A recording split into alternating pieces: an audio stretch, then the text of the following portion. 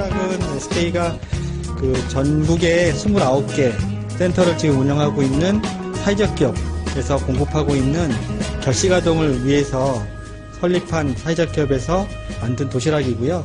그 도시락들을 지금은 이제 유료 사업도 같이 하고 있는 곳들이 많이 있어요.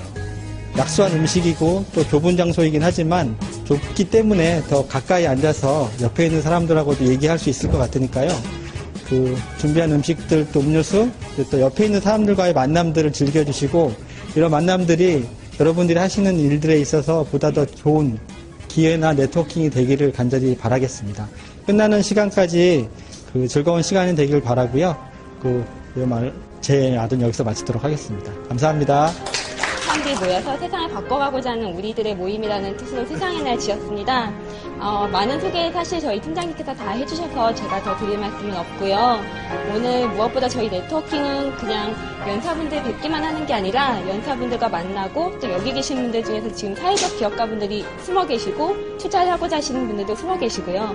그래서 만나서 오늘 네트워킹 하시는 시간이 또 뒤에 있을 텐데 만나서 이야기하실 때 서로 많이 얻어가시고 그분들의 인맥이 또 다른 네트워킹이 되었으면 하는 마음이 있습니다. 우선은 저희 오늘 아까 소개하셨듯이 행복한 웹앱미디어에서 저희 사무국장님이 와주셨어요. 우선은 웹 접근성 관련해서 또 다른 IT 관련한 혁신을 일으키시는 회사이기 때문에 저희 연사분들의 강연을 듣기 전에 간단히 행복한 웹앱미디어 소개를 듣고 시작하셨으면 합니다. 사무국장님 모시겠습니다.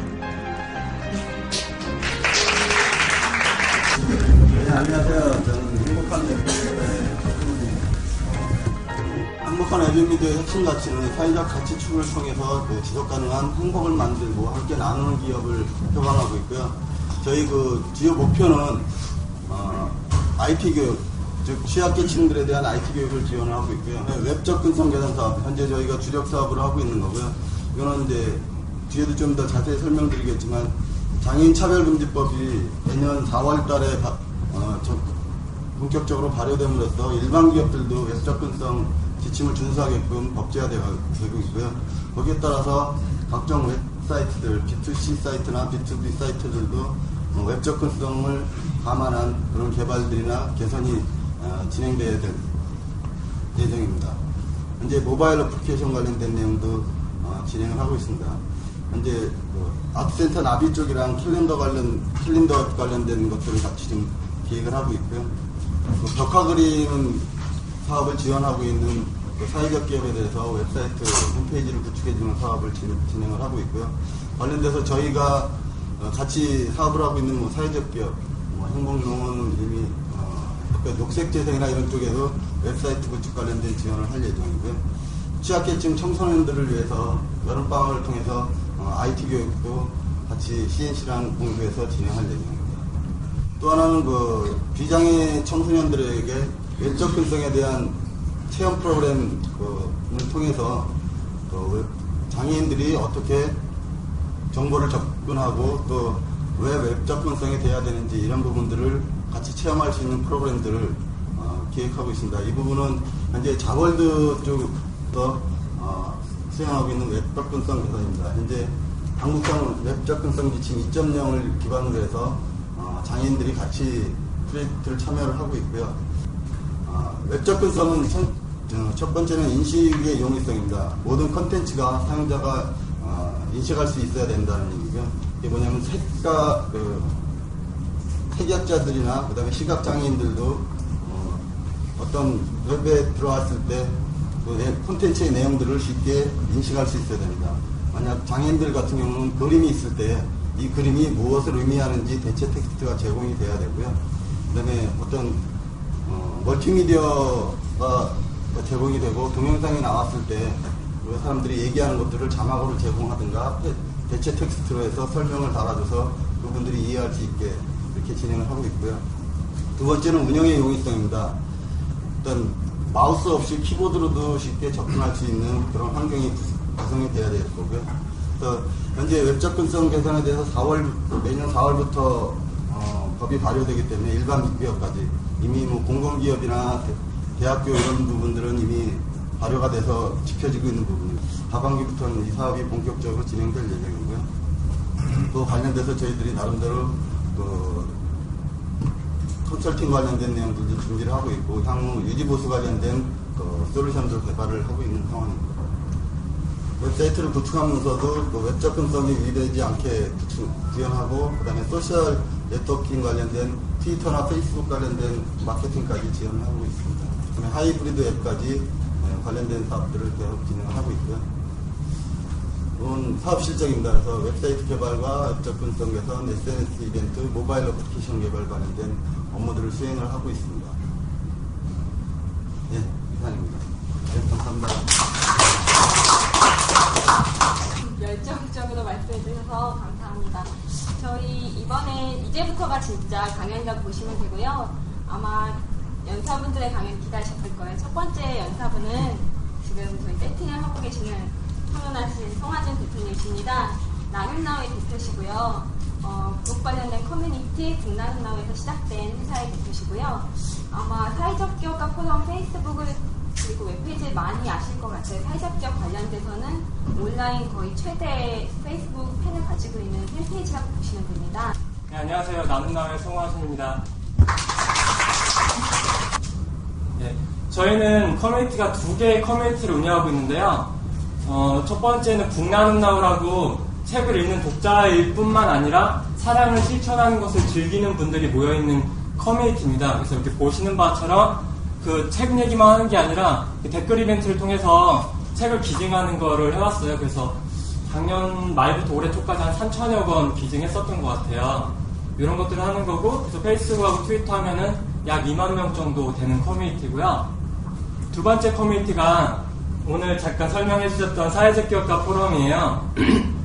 사실 처음에는 북나눔나우 하면서 사회적 기업 쪽으로 풀어보고 싶어서 그걸 어떻게 하면 그분들과 연대하고 내가 좀 더 공부할까 그러면서 사실 만들었던 공간인데 정말 많은 분들이 사랑해 주시고 또 저도 사회적 기업을 5년 전부터 관심이 있었던 입장에서 좀 사회적 생태계에 관심이 있어서 좀 더 열심히 하다 보니까 지금은 약간 이제 좀 관심 있는 분들한테는 좀 알려진 커뮤니티가 된 것 같아요.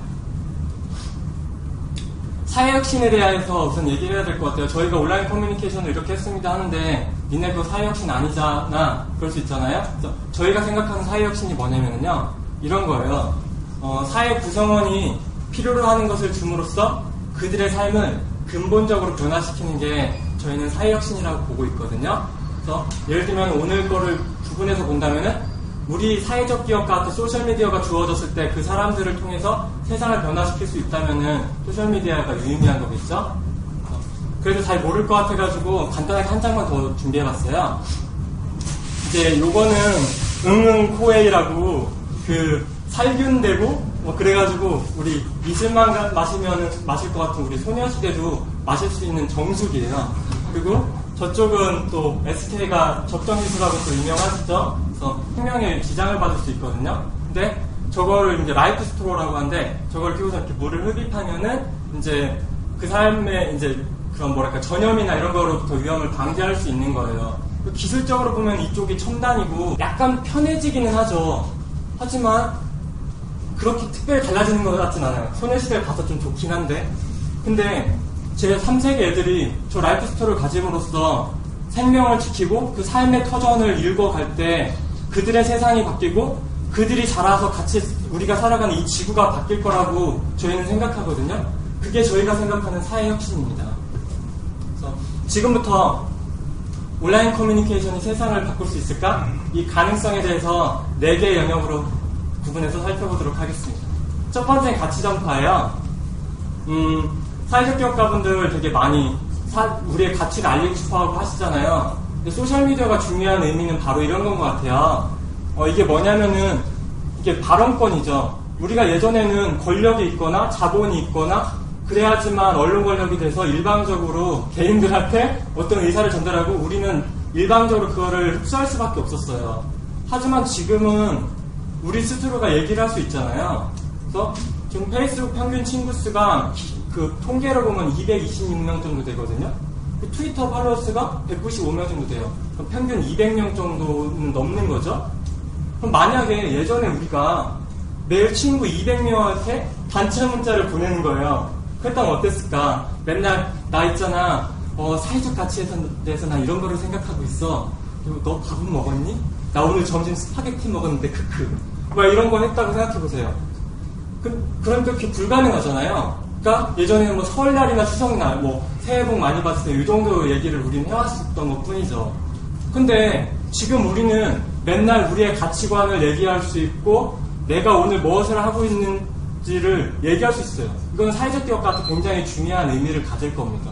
거기다가 이를 통해서 전파될 수 있는 가능성이 최대 10억 명까지 뭐 그런 기술적으로는 가능하다고 볼 수 있죠. 가능성 면에서는. 두 번째는 이런 거예요. 커뮤니티를 만들 수 있다. 예전에는 공동체가 어떻게 혹시 형성되어 왔는지 아세요? 힌트인데요. 누군지 아시겠어요? 티아라의 지연이에요. 그래서 예전에는 우리가 공동체를 형성한다는 게 학연이나 지연이나 또는 뭐 오프라인의 관계를 통해서 형성됐죠. 그래서 지연에 대한 이미지를 구글링을 했는데 우리 지연밖에 안 나오더라고요. 우리 지연이. 그래서 그 지연이를 신었어요. 그래서 근데 우리 지금 시점에서 커뮤니티, 페이스북에서 혹시 커뮤니티에 가입하는 방법이 뭔지 아세요? 문제 내볼게요. 혹시 아는 분 있으세요? 다 모르세요? 그러면 또 하나. 예, 좋아요죠? 페이스북 친한 친구의 기준은 혹시 뭔지 아세요? 요거는 약간 어려운가요? 페이스북 친한 친구의 기준 요거 말하면 그럴 거예요. 그러니까 내가 무슨 얘기를 했을 때 거기서 공감해주는 친구, 댓글 달아주는 친구, 좋아요 눌러주는 친구. 결국 지금의 우리의 관계는 좋아요로 대변되는 관계가 형성되고 커뮤니티가 형성되는 게 이 좋아요로 대변되고 있습니다. 이 좋아요는 뭐죠? 결국 우리의 관심사, 우리의 가치에 의해서 커뮤니티가 형성되는 그런 시스템으로 우리 그 삶이 변하고 있다는 거예요. 이 얘기를 왜 저희가 하냐면요. 사회적 기업은 사실 가치 공동체거든요. 사회적 기업이 뭐예요? 사회적 가치를 추구하는 기업이잖아요. 그렇죠? 그리고 기업은 뭐예요? 이윤을 추구하는 공동체죠. 그러니까 사회적 기업 그 자체가 가치 공동체예요. 그래서 여러분들이 온라인에서 가치 공동체를 형성하면 그게 사회적 기업으로 발전할 수 있다. 이 가능성을 보여드리기 위해서 이걸 한 겁니다. 그래서 저희가 했던 거를 간단하게 준비해봤어요. 가치 공동체를 만들어서 어떤 식으로 의미가 만들어냈었는지요. 저희 국난나와가 내세운 가치는 바로 이런 거였습니다. 함께하는 책 읽기, 책으로 실천하는 사람.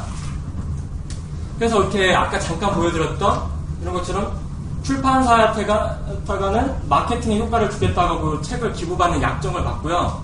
그 다음에 독자분들한테 이런 포스터를 보여주면서 이런 곳에 책이 갑니다. 그러니까 댓글을 달아주세요라고 요청을 드렸거든요. 그래서 했더니 히스토리하고 그리고 오늘 발표자 두 번째 발표자분 오셨나요? CG온의 라이브러리를 활용하고 그 다음에 페이스북 해가지고 대충 하니까 피드백이 한 700개에서 800개 정도 달리더라고요. 그래서 이렇게 책도 기증하고 그랬어요. 근데 700개, 800개 뭐 달릴 수도 있지 뭐 그럴 수도 있잖아요. 근데 만약에 북나눔나우가 아니라 어떤 뭐 자동차 관련된 동호회가 이걸 했다면 어땠을까? 그리고 뭐 인터넷 서점 Y사나 K사나 이런 데서 이걸 했으면 어땠을까 이런 생각을 해봤거든요. 근데 자동차 동호회에서 한 적은 없었어요. 근데 영리기업인 인터넷 서점에서는 이걸 했더라고요. 비슷한 거예요. 그랬더니 거기는 저희보다 팬도 많거든요. 팬도 많고 그리고 온라인 회원도 막 수만 명이 하루에 방문할 거 아니에요. 게다가 베네핏도 걸었어요. 댓글 단 사람 중에 5명한테 책을 주겠대요. 경품으로. 그래서 몇 개를 달렸냐 봤더니 보통 100개에서 200개 정도가 달리더라는 거예요. 저희는 아무 선물도 안 줬거든요. 그분도 그냥 댓글 달았거든요. 이런 게 바로 가치 공동체로 생겼을 때 사람들이 액션을 취한다는 이런 가치 공동체적인 장점을 저희는 얘기해주고 싶었어요. 세 번째는 외부하고 연대예요. 요게 혹시 뭔지 아시나요?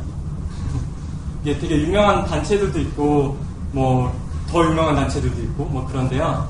이게 저희가 이번 년 2월 달에 했던 꿈나눔 파티라고요. 청년 사회적 기업가 분들을 모시고서 행사할 때 후원해 주셨던 단체들이에요. 만약에 제가 온라인 커뮤니케이션을 하는 사람이 아니고 그냥 송화중에서 가서 저희 이런 거 하고 싶습니다 했으면은 이렇게 행복남재단 정도 아니면은 저희 안 도와주셨을 것 같아요. 누가 저를 믿고선 해주시겠어요? 근데 온라인 커뮤니케이션을 통해서 공감대를 가진 거기에 대해서 필요를 느끼고 있는 사람들이 그 안에 있고 그 사람들이 이 자리에 올 거를 아니까 저희를 후원해 주셨어요. 그러니까 이게 온라인 커뮤니케이션이 많은 분들은 야 오프라인이 중요하지 온라인이 무슨 의미가 있냐 이런 얘기도 하시는데 저희도 그거에 대해서 100% 동감합니다. 근데 저희가 얘기하고 싶으면은 온라인 커뮤니케이션은 오프라인의 관계를 촉진하는 역할을 한다는 걸 저희는 얘기하고 싶었던 거예요. 그래서 또 하나 이런 거죠. 사회적 기업은 연대를 통해 성장한다. 사회적 생태계 얘기 많이 하죠. 근데 뭐 저만 그런지 모르겠어요. 혼자는 하기 힘들더라고요.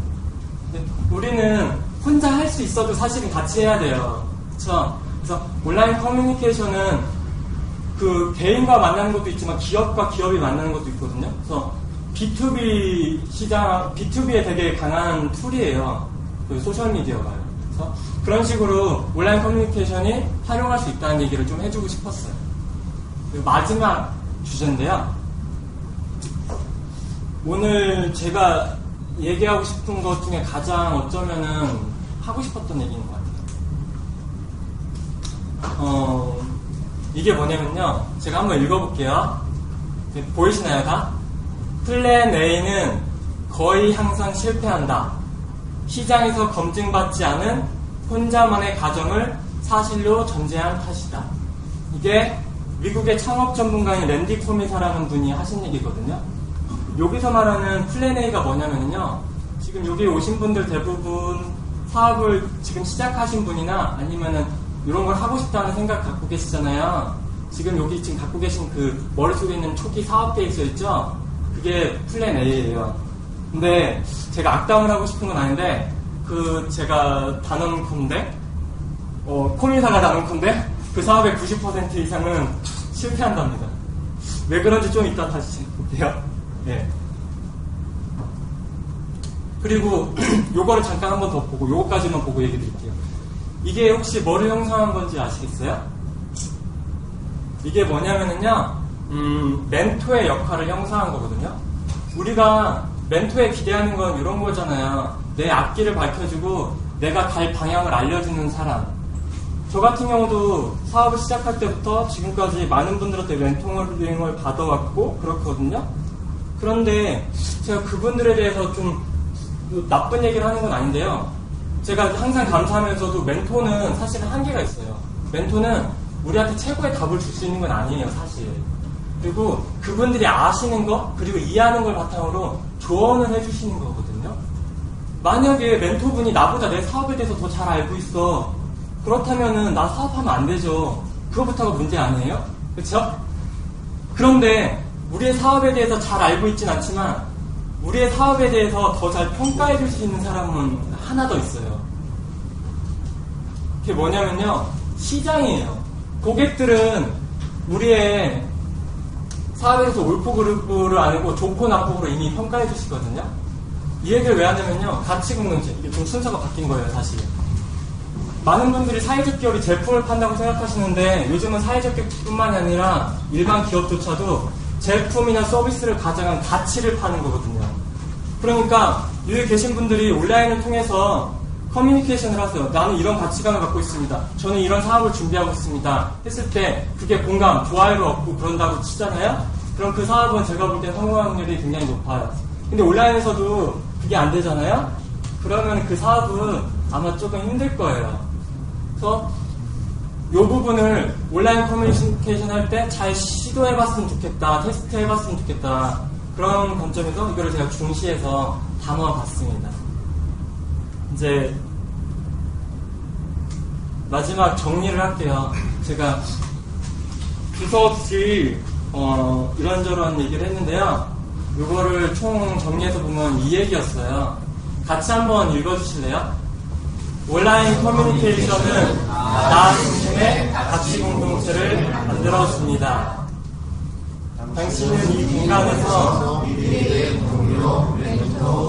보호자, 그리고 잠재의 공헌을 감출 수 있습니다.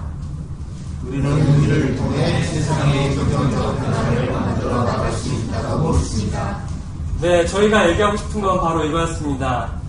오늘 온라인 커뮤니케이션을 중요성을 얘기하는 게 우선 중요한 것 같아요. 근데 그 다음번에는 어떻게 온라인 커뮤니케이션 해나갈지 궁금해하실 수도 있을 것 같거든요. 이따 질문해서 주셔도 좋고요. 제가 온라인 커뮤니케이션 하는 사람이니까 앞으로 이쪽으로 연락 주시면 언제든지 좀 편하게 얘기 드릴 수 있을 것 같습니다. 네, 부족한 얘기 들어주셔서 감사합니다.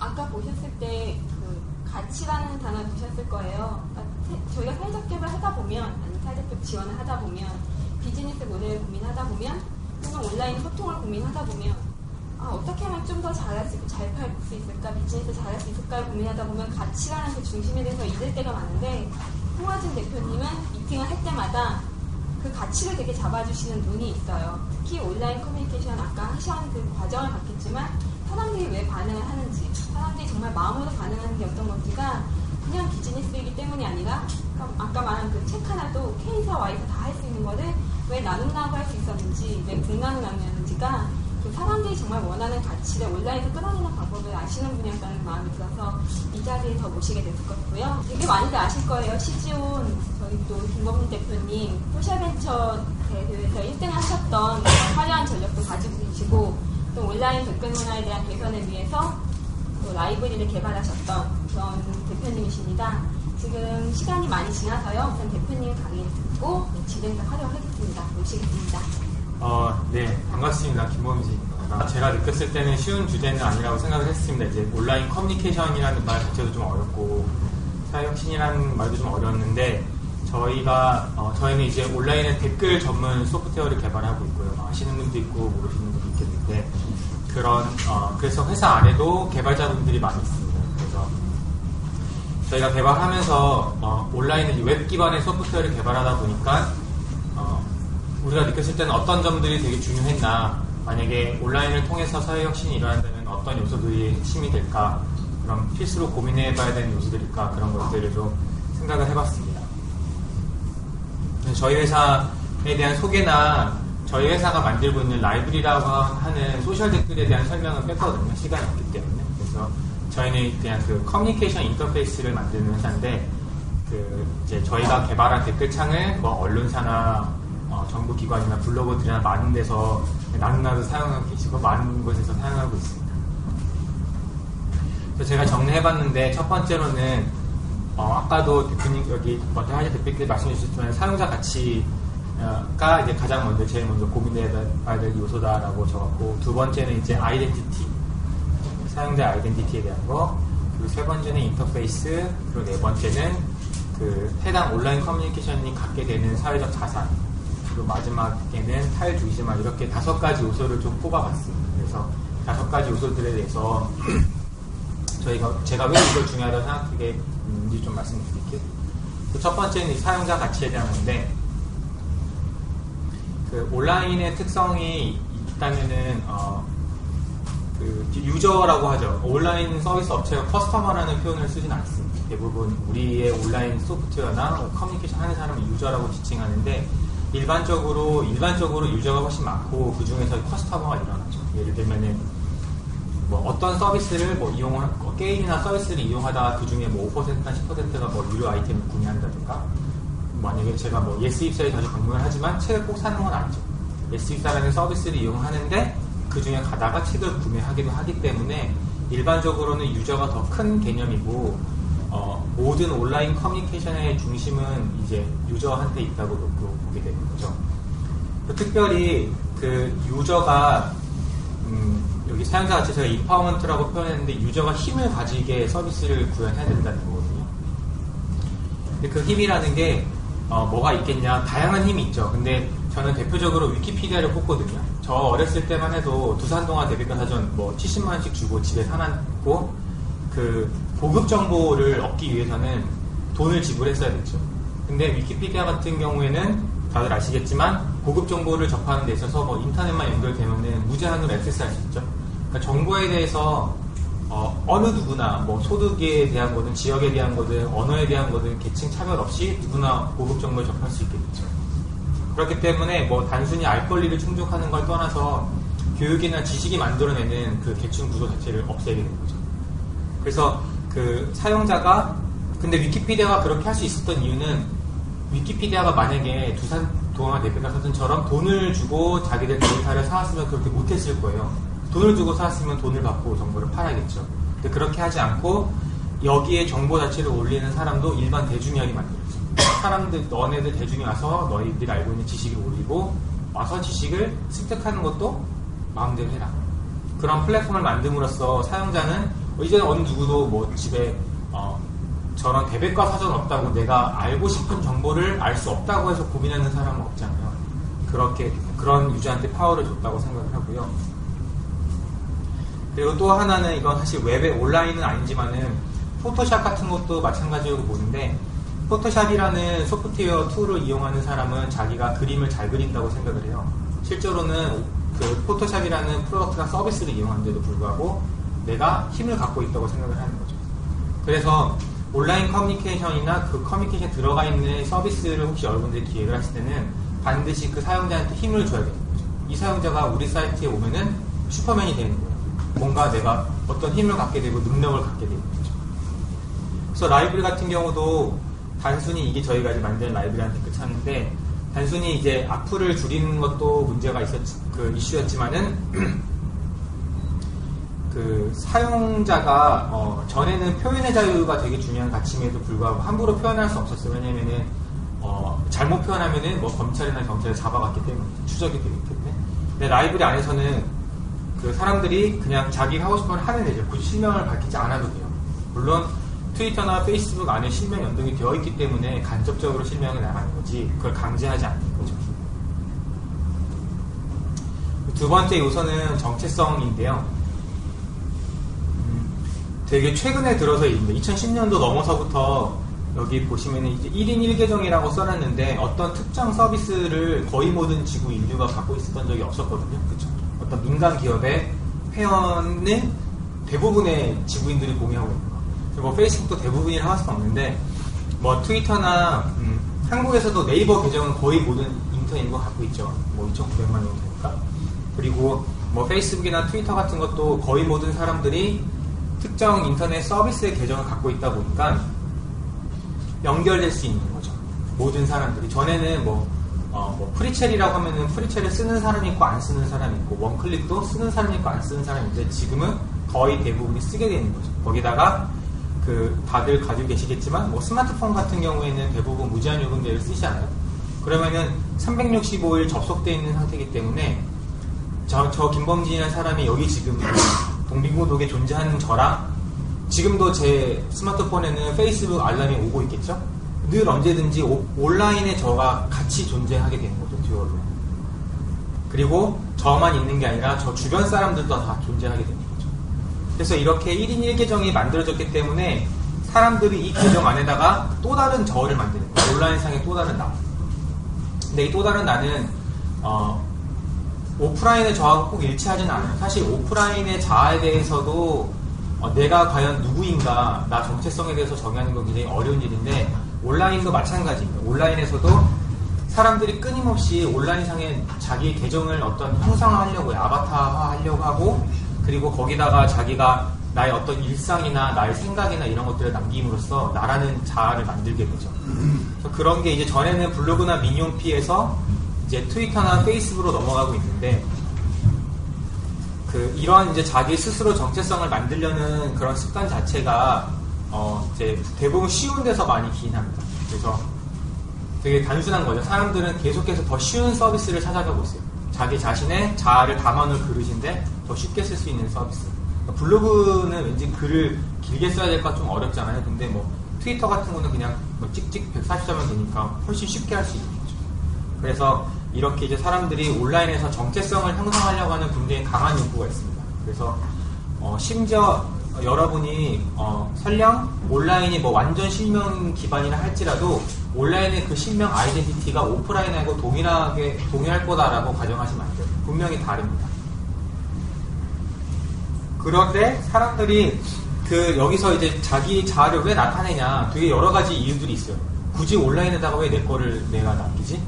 전에 여기 화면에 보시는 게 프렌드 피드라는 서비스인데 그 페이스북이 예전에 마이스페이스라는 서비스 때문에 맥을 못 주던 때가 있었는데 이 마크 주커버그가 브렛 타일러라는 애가 만든 프렌드 피드를 인수하고 브렛 타일러가 CTO로 넘어가고 그때부터 이 페이스북에 뭐가 생기냐면 뉴스 피드라는 게 생겨요. 그전에는 뉴스 피드가 없었는데 이 프렌드 피드의 개념은 뭐냐면은 내 친구가 올리는 사진, 내 친구가 생각하는 감정, 내 친구가 본 동영상 기사 모든 거를 다 공유하는 거예요.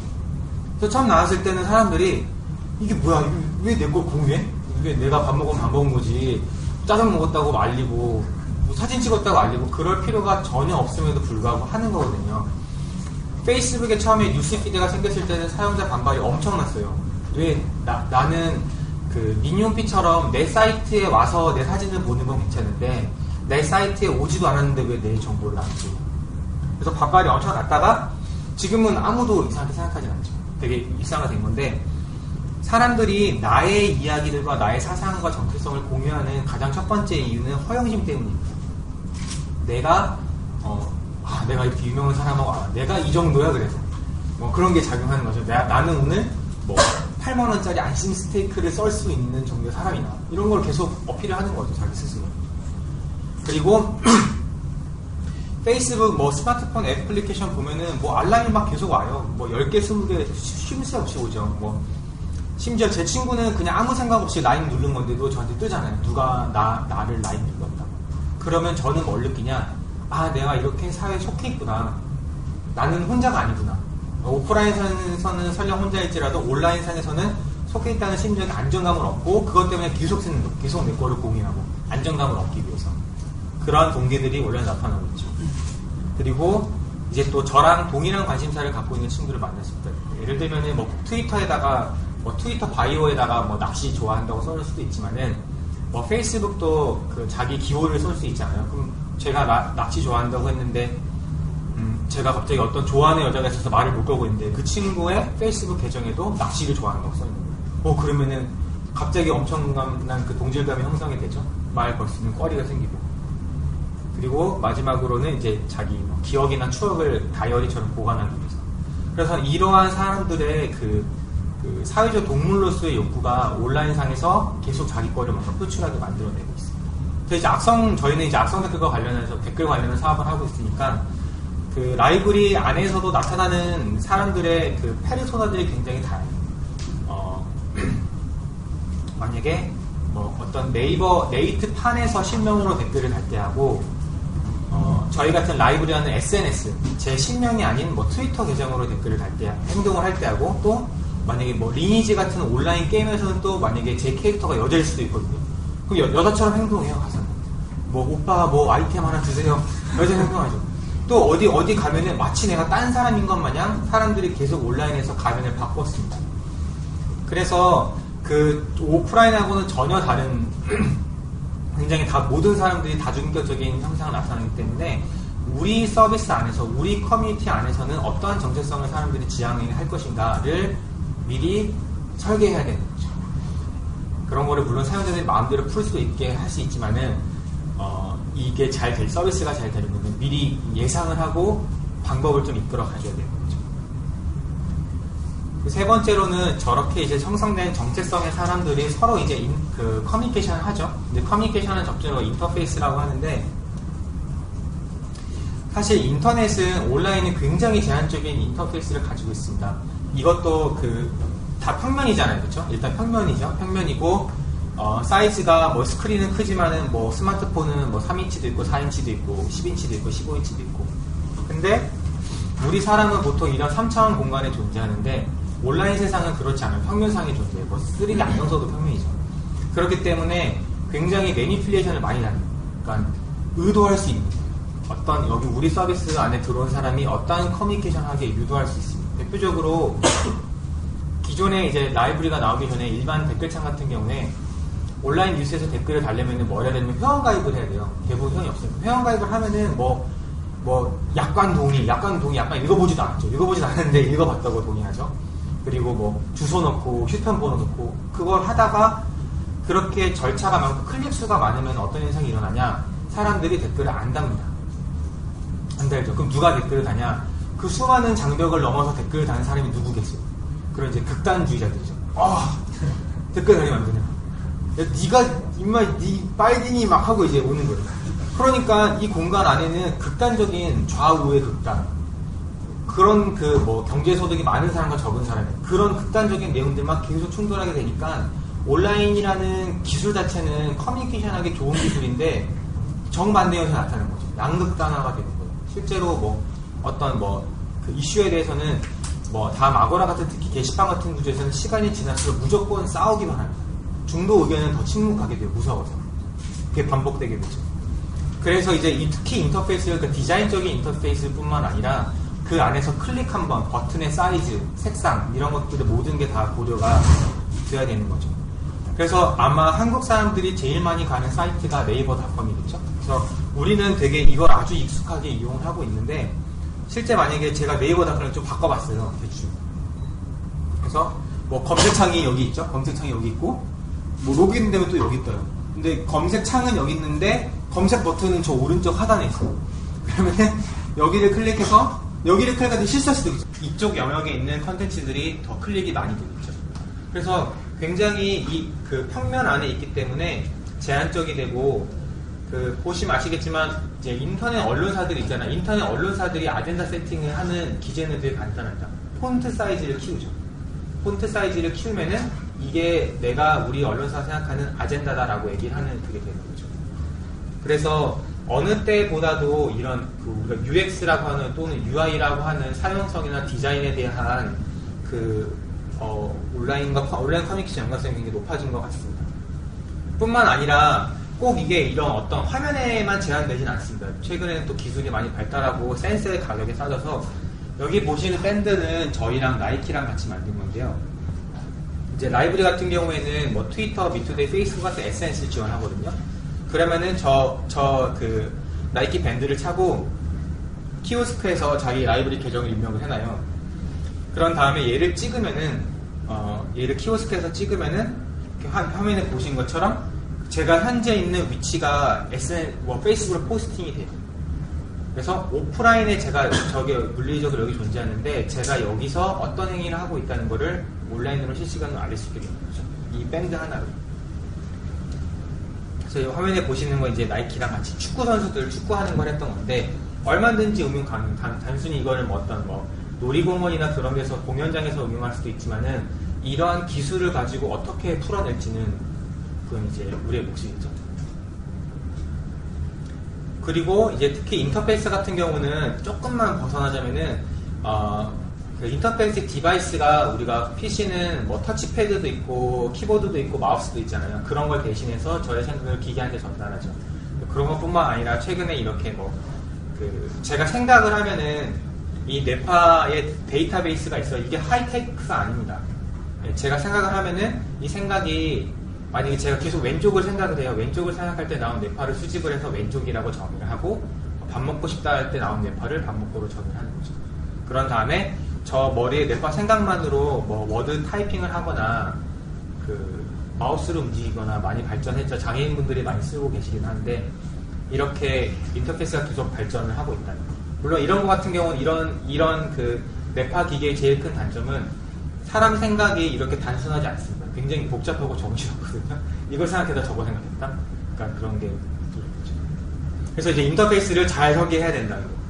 그런 거에 따라 사람들이 이제 움직이게 되고 그러면은 그 사람들이 인터페이스 안에서 커뮤니케이션 하는데 사실 그 커뮤니케이션이 자산입니다. 그 페이스북이 상장했잖아요. 얼마 전에 122조 정도를 했는데 누가 봐도 거품이죠. 누가 봐도 페이스북의 실물 자산이 그만하지 않다는 걸 알아요. 근데 그 페이스북이 상장을 하면서 만들어냈던 논리는 사용자 한 명 한 명당에 대한 가격과 사용자들이 만들어낸 데이터, 커뮤니케이션 데이터에 대한 거죠. 그래서 온라인 커뮤니케이션 메시지 자체가 자동적으로 자산이 됩니다. 근데 제가 얘기하고 싶은 건 사실 그 자산은 아니고 온라인이 굉장히 극복해야 될 우리 한 가지 과제가 있는데 신뢰해야 되는 거예요. 신뢰. 악성 댓글이 일어나는 문제를 한 가지로 정의하자면 결국 신뢰 문제거든요. 신뢰가 없기 때문에 악성 댓글을 쓰는 거죠.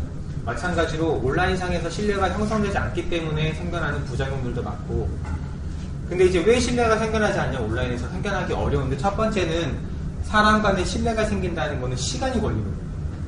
저희 회사 채용한 멤버들 같이 하는 분들은 이제 막 5년 차 이렇게 돼요. 근데 5년, 3년, 4년, 5년이 되니까 서로의 신뢰가 생기지, 만약에 아무리 저랑 어떤 사람이 신뢰할 만한 사람이다 할지라도 우리 둘의 관계가 뭐 일주일, 2주일이 됐다, 그거 가지고 신뢰가 생기지 않죠. 사람의 문제가 아니라 시간이 필수로 들어가게 됩니다. 그래서 온라인도 마찬가지입니다. 그래서 페이스북이나 저희 라이브 같은 경우도 끊임없이 사용자들이 서로 인카운팅을 해서 서로 신뢰를 쌓게 만들어 나가요. 그럼 그게 커뮤니케이션의 자산이 되고 그게 우리 서비스를 지속 가능한 거겠죠. 그래서 대표적으로 이 신뢰, 시간을 보내야 되는데 그냥 무작정 시간 보내다가 되진 않죠.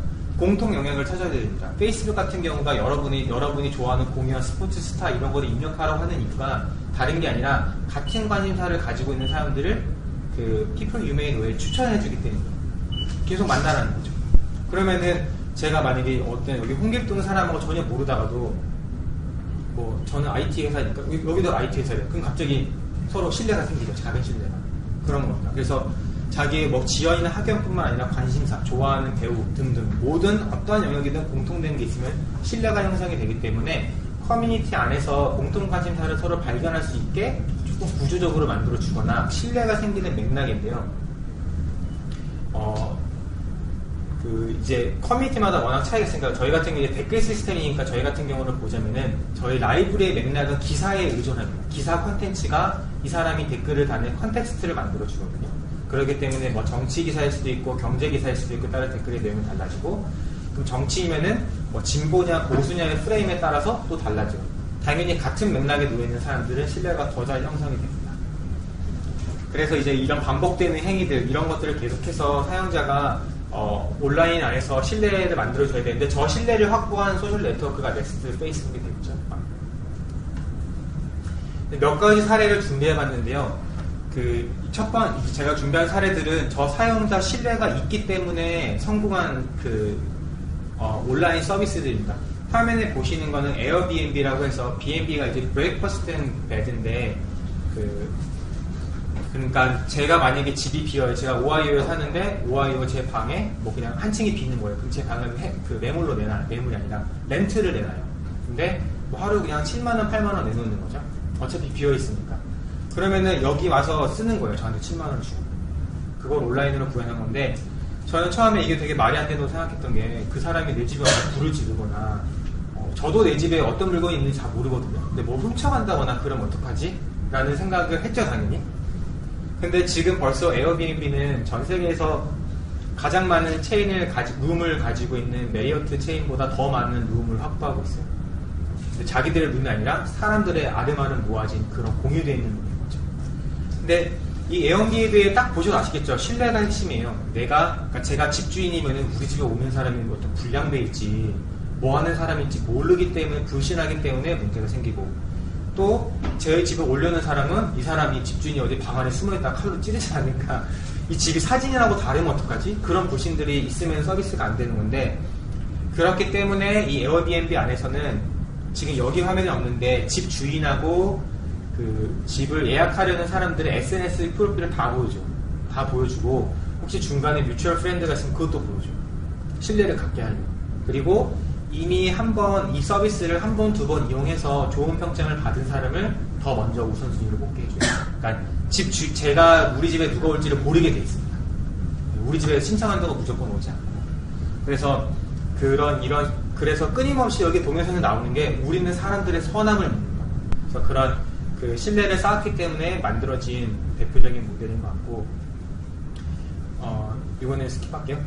또 하나는 저희랑 국민을 같이 했던 드림톡이라는 서비스인데, 이거는 이제 적금을 붓는 거거든요. 근데 자기가 적금 상품을 가입을 하면은 자기 적금을 자기 친구들한테 보낼 수 있어요. 메시지를. 만약에 뭐 제가 내 집 마련의 꿈, 뭐 5천만 원 적금 목표를 설정했는데 뭐 10%, 20%, 30% 찰 때마다 제 페이스북 지인들이 그 스테이터스를 볼 수가 있어요. 그리고 더 중요한 건 제 친구들이 와서 저한테 응원을 해주거나 댓글을 달아주거나 돈을 줄 수 있어요. 그러면 금리가 올라가요. 적금 금리.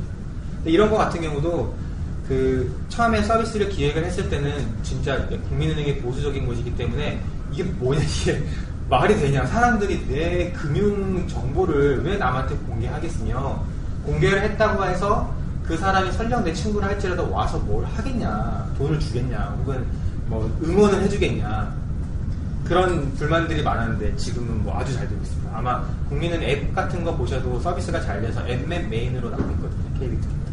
이토로라는 미국의 서비스인데, 이거는 증권거래 서비스인데요. 제가 만약에 그 돈을 펀드를 투자를 하려고 하면은 보통 잘 몰라요. 뭐 친디아, 뭐 사모, 파생에 모르죠. 모든 사람들이 자기 투자 수익률이 다 공개가 돼요, 오른쪽처럼. 그래서 제가 이 사람을 팔로우를 하면요, 이 사람이 그러니까 매매 행위를 할 때 저한테 푸시 알림이 옵니다. 그래서 제가 이 사람을 카피를 하면 이 사람이 수수료가 들어요. 그래서 이토로 안에서는 증권사가 필요가 없죠. 사람들끼리 하는 거예요, 사람들. 근데 제가 이 사람을 못 믿으면 이 사람들 이 사람의 거래를 따르지 않겠죠. 이런 것들이 이제 있다는 것과, 이런 사람들 간의 관계가 맺어져 있는 거를 우리가 소셜 네트워크라고 부르죠. 근데 중요한 거는 그 사람들은 소셜 네트워크에 충성도가 없어요. 이거는 또 한편에 되게 어려운 문제이기도 한데, 무슨 말이냐면은 MSN을 썼다가 네이트온을 썼다가 카카오톡을 쓴다고 해서 MSN이나 네이트온을 그리워하지 않습니다. 그렇죠? 왜냐면은 거기 들어있는 사람들이 그대로 옮겨갔기 때문에. 그래서 이 신뢰가 맺어지는 주체가 우리 서비스가 될 수 없어요. 근데 아이러니한 케이스인데, 반드시 그 사람한테 신뢰가 맺어져 있기 때문에 페이스북도 곧 지게 되겠죠. 계속 사람들은 옮겨가게 돼 있습니다. 친구 그룹만 유지된다. 네, 그래서 이런 이제 그 자산을 잘 쌓으면은 뭐 다 그게 핵심이 되죠. 그리고 이 소위 온라인상에서 그런 관계가 맺어져 있으면은 소셜이라는 말이 좀 되게 추상적이잖아요. SNS 혹은 소셜 미디어에서 소셜의 핵심은 이렇게 표현하면 그렇지만 다단계입니다. 그러니까 제가 저의 뭐 범진킴이라는 계정하고 옆에 뭐 홍길동이라는 온라인 계정이 있겠죠. 우리 둘 간에 신뢰가 형성되어 있으면은 제가 하는 액션들에 대해서 이 사람은 신뢰를 갖고 따라하고 해당 컨텐츠를 똑같이 소비하려고 하거든요. 그렇죠. 그럼 이 채널 위에 뉴스가 올라가면은 뉴스 포털이 될 것이고, 상품이 올라가면은 소셜 쇼핑몰이 되겠죠. 그렇기 때문에 좋은 의미에서의 다단계. 프로덕트나 서비스를 제공하는 제공자가 뭐라고 떠드는 건 사람들이 더 이상 믿진 않아요. 만약에 제가 제가 노트북을 만드는데 옥션 가시면 아시죠? 뭐 한 7,000, 8,000 픽셀이 돼요, 쇼핑몰에. 누가 봅니까? 안 봐요. 아무도 안 봐요. 밑에 댓글을 보죠. 나 말고 다른 사람이 뭐라고 했죠. 그래서 그거를 신뢰하는 거예요. 근데 이 댓글을 쓰는 사람 중에 만약에 내 친구가 있다, 그러면 달라지죠. 더 신뢰하게 되겠죠. 그래서 그러면 결국 해당 콘텐츠, 그게 재화나 상품이나 유무형의 콘텐츠를 소비하는 기제 자체가 사람 사이에 맺어진 신뢰가 되기 때문에 좋은 의미에서의 다단계 현상이 되게 잘 나타나게 되는 거고, 원래는 이것이 초창기 소셜 커머스의 모델이었죠.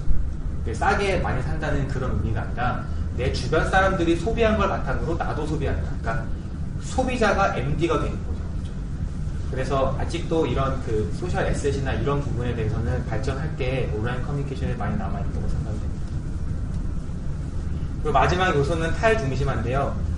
한국 같은 경우에는 포탈이라고 불리는 서비스 있죠. 물론 미국에도 야후가 있긴 한데 한국은 굉장히 큰 파워를 가지고 있는데, 사방에 존재하는 사람이나 컨텐츠를 엮어주는 게이트웨이 역할을 하게 된다는 거죠. 근데 이렇게 되면 이제 어떤 문제가 생기냐면은 저 가운데 있는 점이 게이트 키핑을 할 수 있죠. 아까 말씀드린 것처럼 어떤 컨텐츠를 위에 올려놓을 것이냐, 어떤 검색 결과를 먼저 노출할 것이냐 등등에 따라서 얼마든지 내 마음대로 조작을 할 수가 있습니다. 실제 팩트가 아닌 조작된 정보를 사람들이 받아들여야 된다는 거죠. 그렇기 때문에 커뮤니케이션이 보다 더 본질적으로, 그러니까 그런 잡음이 끼지 않고 제대로 일어나려면은 저거를 흩뿌려놔야 되거든요. 탈중심화를 시켜놔야 되는 겁니다. 그래서 예를 들면은 라이브리 같은 경우에는 저희가 이런 맥락과 관련해서 어떤 작업을 하고 있냐면은, 기존의 언론사, 닷컴 언론사 같은 경우에는 유입량의 80%, 90%가 네이버 뉴스캐스트를 통해서 유입되는 거예요. 그렇죠? 그러면 어떤 문제가 생기냐면은, 우리 언론 닷컴사의 수익은 다 네이버가 몰아다주네? 이렇게 되죠. 그러면은 네이버 뉴스캐스트에 어떤 기사를 올리냐, 굉장히 자극적인 기사, 뭐 성폭행, 누가 수영복 입었네, 뭐 아니 이런 일이, 아니 아무 일도 아닌데 아니 이런 일이 하고 올려요. 막 낚시를 하죠. 그렇게 해야지 우리 사이트에 들어오니까. 그럼 기자들은 그거 보고 기사 쓰고 싶은 마음 들겠습니까? 어차피 기사 제목은 데스크에서 정하는 거예요. 계속 반복되는 거예요. 근데 라이브리가 언론사들한테 기여한 굉장히 큰 점 중에 하나는 뭐냐면은, 언론사마다 뭐 A 언론사, B 언론사, C 언론사의 라이브리라는 댓글 시스템에 붙어 있으면은 뉴스캐스트를 통하지 않더라도 만약에 어떤 기사가 한 명도 안 읽었어요, 기사를. 근데 뭐였죠, 팔로워가 많은 이회수 씨가 댓글을 단 거예요. 그럼 이회수 씨라는 파워 유저의 한 명의 댓글 때문에 엄청 많은 사람들이 그 뉴스를 소비하게 되는 거거든요. 그러니까 정보의 소비 구조 자체가 유기적이 되는 거죠. 굳이 포털이 필요하지 않습니다. 그냥 내 주변의 사람들이 소비하는 것 중에 소비하게 되고, 또 내가 소비한 걸 내 주변 사람이 소비하게 되는 거죠. 그래서 이런 식의 탈중심화가 되면은 보다 더 정보 자체도 더 팩트 위주의 노이즈가 덜 끼게 되고, 더 이제 소위가 말하는 더 에코시스템이 만들어지는 거죠. 방문하지 않을 사이트 혹은 방문돼 익혀지지 않을 기사를 할지라도 소수의 사람들이 그걸 익혀지게 만들 수 있기 때문에. 그래서 이상으로 그런 사용자한테 사용자를 슈퍼맨으로 만들어줘야 된다. 우리 웹사이트에서 가치를 줘야 되고, 그리고 사용자가 우리 커뮤니티 안에서 어떤 정체성을 가질지 우리가 유도를 해야 되고, 그리고 그 인터페이스를 잘 설계해야 된다는 것과, 거기서 이제 자산, 특히 신뢰 자산을 만들어야 되고, 가급적이면 타일 중심한 거죠. 그래서 이 5가지가 사실 조금 단어들 성격이 좀 다를 수 있는데, 저희가 이제 오늘 내용 준비하면서 라이브리 하면서 이 5가지를 배웠다고 생각해서 준비해봤습니다. 감사합니다. 오늘 되게 제가 놀랐던 건 뭐냐면, 스마트 시스템을 보시면 세상에서 온라인에 연결하는 방법 같이 영상을 정말 잘 풀어주셨고요. 그리고 지금 김범준 대표를 보시면 되게 기획적이에요. 사용자에게 어떻게 사용자의 동선과 사용자의 가치를 어떻게 그 안에서 온라인에서 포함할지 설명해 주셨는데, 고급 강의는 들으시기에 매일 쉽지 않습니다. 부담을 되는 거고요. 오늘 두 분 강사님들께서 감사를 드리고요. 그러면 시각장애인 앞라인에서 홍보하는 걸 건전 앞라인에서 홍보하는 딱 올려놨는데, 사람들이 댓글에 특허한 같은 댓글이 언제 잘 달리냐면요, 댓글을 달아주면 잘 달려요. 사람들이 보통 원래 학습을 하거든요. 학습을 하는데 댓글 함부로 달리는 텐데, 댓글에서 아무도 무관심하기 때문에 함부로 쓰는데, 저런 쪽에 사회적 가치가 얼마나 측정할 수 있을지 남을 배려해가면서